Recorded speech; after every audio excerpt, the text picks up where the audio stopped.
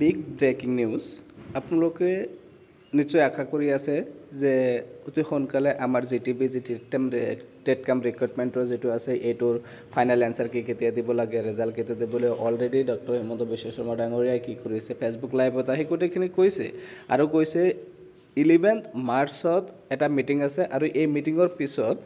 গোটেইখিনি তথ্য দিব বুলি যে আমাৰ ফাইনেল এনসাৰ কি কেতিয়া দিব ৰিজাল্টৰ ডেট কেতিয়া দিব গোটেইখিনি আজি লৈ আহিছো চাওক একদম ৰিসেন্ট আপডেট আপোনালোকে চাও পাছে government of Assam office of the director of secondary education Assam Kahilipara Guwahati এটোৰ পৰা দিছে আৰু ডেটটো আপোনালোকে চাওক 13 আৰু আজি দিছে 13/3/2025 March 2025 ইয়াত কি কোৱা হৈছে This is information of all the candidates who had appeared in the TETCAM recruitment test 2024 held in 19/1/2025 for the post of graduate teacher and postgraduate teacher under the Director of Secondary Education Assam. The final answer key for the paper 1 and paper 2 of the TETCAM recruitment test are available in the website of the Director of Secondary Education Assam. That is madhyamikshikka.assam.gov.in. So, yat ki kora hoise final answer key provide কৰা হৈছে যিখিনি claim কৰা হৈছিল আৰু ইয়াত হেমন্ত বিশ্ব শৰ্মা ডাঙৰীয়াই কি কৈছে মুখ্যমন্ত্ৰীয়ে কি কৈছে যে 11 মাৰ্চত যিখিনি বৈঠক হ'ব মিটিং হ'ব ইয়াত আমি গোটেইখিনি কনসিডাৰ কৰিম যিবিলাক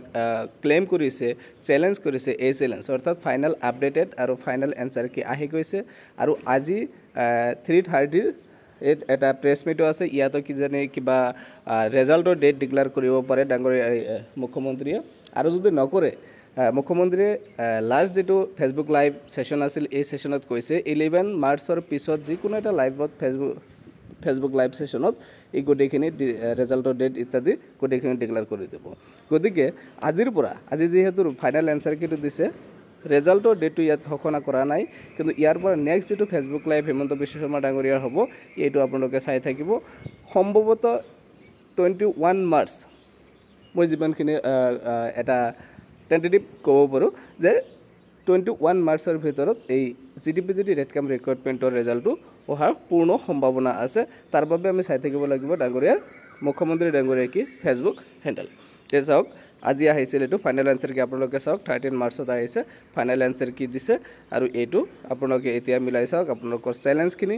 কেনেকুৱা একসেপ্ট কৰিছে আৰু ফাইনাল এনসাৰ কি পৰিৱৰ্তন হৈছে আপোনালোকৰ কাটঅফ আৰু কিমান কম বা বেছি যোৱাৰ চান্স আছে গোটেইখিনি আপোনালোকে নিজে চাওক ধন্যবাদ